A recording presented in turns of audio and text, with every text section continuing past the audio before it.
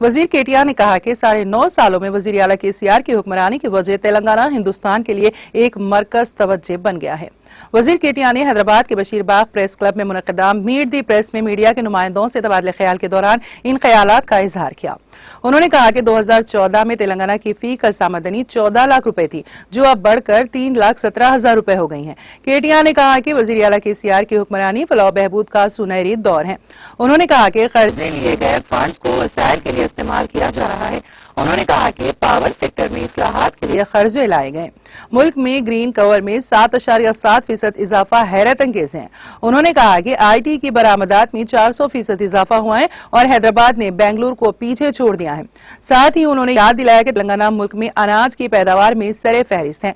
उन्होंने कहा कि सोनिया गांधी ने अलहदा रियासत के नाम पर धोखा दिया, जिसके नतीजे में तहरीक के सैकड़ों जहदकारों को जान की कुर्बानी देनी पड़ी। उन्होंने कहा कि तेलंगाना को कांग्रेस के गुनाह की वजह से 58 साल तक नुकसान उठाना पड़ा। केटीआर ने कहा कि 9.5 सालों में 1,32,000 मुलाजिमतें फराहम की गई हैं और मजीद 90,000 मुलाजिमतें मुख्तलिफ मराहल में हैं। उन्होंने कहा कि अब 33 अजला में मेडिकल कॉलेजेस कायम किए जा रहे हैं। उन्होंने कहा कि पालामुरू जो कभी हिजरत के लिए मशहूर था, अब आपाशी के लिए मशहूर बन गया है। उन्होंने कहा कि BRS हुकूमत ने मुश्तरका नलगुंडा जिले में फ्लोरेसिस का खात्मा किया है। उन्होंने कांग्रेस और BJP पर तनकीद की कि उनके पास तरक्की का विजन नहीं है। उनका कहना था कि जो कुछ वादा किया वो पूरा करते हुए तीसरी बार इलेक्शन में जा रहे हैं। उन्होंने मोदी की तरफ से सालाना 2 करोड़ नौकरियों और 15 लाख रुपए गरीबों के खाते में डालने का वादा करने पर अफसोस का इजहार किया। उन्होंने इन इल्जामात की तरदीद की कि वजीर आला केसीआर इंतकामी सियासत कर रहे हैं। कांग्रेस के इस इल्जाम को मुस्तरद करते हुए केटीआर ने कहा, वजीर आला केसीआर अगर इंतकाम की सियासत करते तो रेवंत रेड्डी जेल में होते। आसिफ साहब, मुझे तफसील में बोलने की मौका दीजिए, क्योंकि आपको एक दो चीज बता देते हैं। पहली बात यह है कि हिंदुस्तान पूरे मुल्क में अगर आप देखेंगे, हमारे 28 रियासत हैं, स्टेट है। इन 28 रियासतों में सबसे ज्यादा अगर माइनॉरिटी पॉपुलेशन कहां पे, इसके हिसाब से अगर देखेंगे आप, सबसे ज्यादा आबादी है आज उत्तर प्रदेश में 4 करोड़, जहां की बजट 1700 करोड़ है। माइनॉरिटी वेलफेयर का बजट है 1700 करोड़। नेक्स्ट होगा आपका वेस्ट बंगाल, पश्चिम बंगाल 2100 करोड़। तीसरा है महाराष्ट्र। महाराष्ट्र में 1.4 करोड़ है पॉपुलेशन और वहां की बजट है 674 करोड़। और फोर्थ है कर्नाटक, जहां की आबादी है माइनॉरिटीज 90 लाख और वहां की बजट है 2000 करोड़। अब आती है बात, 5वें स्थान पे तेलंगाना है, यहां की आबादी है 50 लाख और यहां की बजट है 2200 करोड़।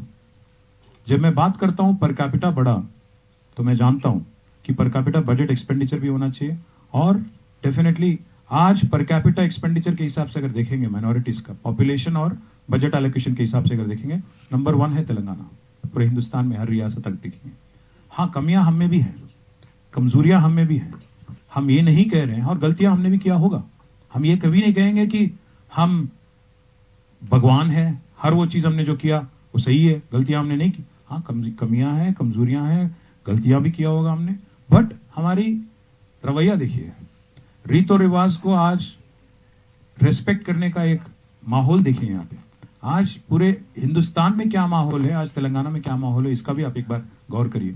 हाँ, मैं मानता हूं शायद कई जगह रिक्रूटमेंट जहां होना चाहिए था हुआ नहीं, बट जो बजट आज दिया गया और जो बजट आज ना सिर्फ दिया गया बल्कि उसमें से अगर आप देखेंगे, हमारा अगर एक बार कंपैरिजन भी अगर आप करेंगे, 2004 से 14 तक यहां कांग्रेस की गवर्नमेंट थी, 14 से तेलंगाना गवर्नमेंट आई है। 2004 से 14 तक सालीना बजट था माइनॉरिटी वेलफेयर का 300 करोड़। आज तेलंगाना का बजट है सालीना 2200 करोड़, मतलब करीब करीब 7 गुना ज्यादा।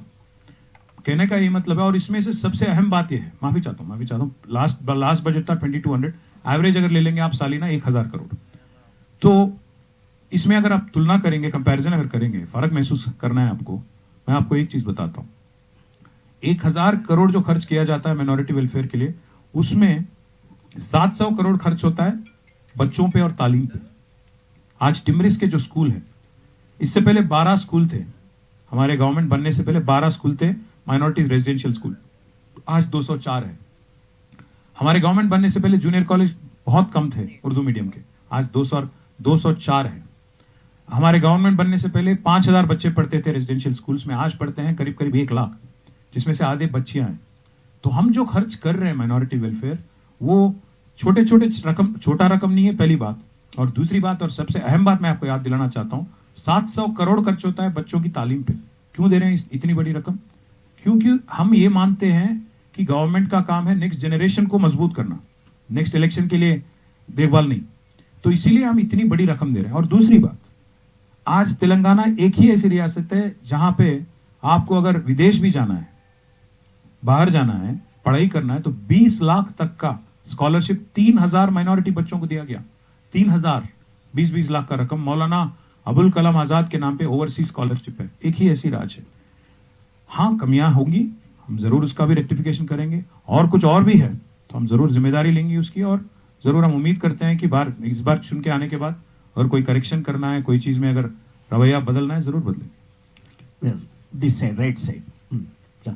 సార్ నమస్తే नमस्ते। నేను నిరుపమ సుమన్ టీవీ న్యూస్ सीईओनी भाई मेरे अभी तक इतना विस्तार में बोला मैं यार, फिर बोलूं क्या? हाँ ठीक है, फिर बोल। चलो चलो कोई बात नहीं, मैं बोलता हूँ सब आपके लिए। अब बशीर भाई आपके लिए, चलो। तो पहली बात ये है, हिंदी में बोलूं या इंग्लिश में? हिंदी इंग्लिश नेशनल के लिए चाहिए सर। मैं एक बात आपको याद दिलाना चाहता हूँ, हिंदी राष्ट्रभाषा नहीं है, ना इंग्लिश राष्ट्रभाषा है। इस देश में 18 लैंग्वेज है जिसको ऑफिशियल दर्जा दिया गया, नहीं 18 या 22। तो मैं जब आप कहते हो ना, please get out of that mindset कि राष्ट्रभाषा या नेशनल के लिए चाहिए, तो please next time please be cautious. My request is, No, we are not permitting you to. Please stop. no, it's okay. No, I don't allow. No, you can't. We have not given a chance. Please stop. No, please stop. No. We will send out. Okay Bashir भाई, कोई बात नहीं। मुझे कोई तकलीफ नहीं, आप जो बोलना है बोलिए, बट नहीं, जो बोलना है तहजीब के साथ बोलिए। रुकिए, इनको जवाब देने दीजिए, बाद में बात करिए। तो बशीर भाई, 2 चीजें हैं। एक तो ये है कि 6 महीने तक जो बीसी प्रेसिडेंट था यहाँ पे, उनको हटा दिए और किशन रेड्डी साहब को बना दिए। अब बोलते हैं बीसी सीएम। कैसे विश्वास करें इन पे? पहली बात। दूसरी बात मैं पूछता हूं, हम लोग डिमांड किए जा रहे हैं पिछले 20 साल से, हमारी पार्टी, कि अगर हर रियासत में, हर स्टेट में, हर राज्य में अगर बीसी वेलफेयर मिनिस्ट्री है तो केंद्र में क्यों नहीं होना चाहिए? हम डिमांड किए जा रहे हैं 20 साल से। मैं आपको डेट भी बताता हूं, तारीख भी बताता हूं। 2004 17 दिसंबर को हमारे चीफ मिनिस्टर, जब केंद्र मंत्री थे, वो यूनियन मिनिस्टर थे कैबिनेट में, he went to Manmohan Singh ji, he requested him along with the BC associations from Andhra Pradesh, requested him to set up a OBC ministry in central government. Unfortunately, 20 years it did not materialize. The third and most important thing I would like to highlight. This government in Delhi, BJP especially, is against BC census. While in Telangana we have done it in 2014-15 under what is called a Samagra Kutumba survey.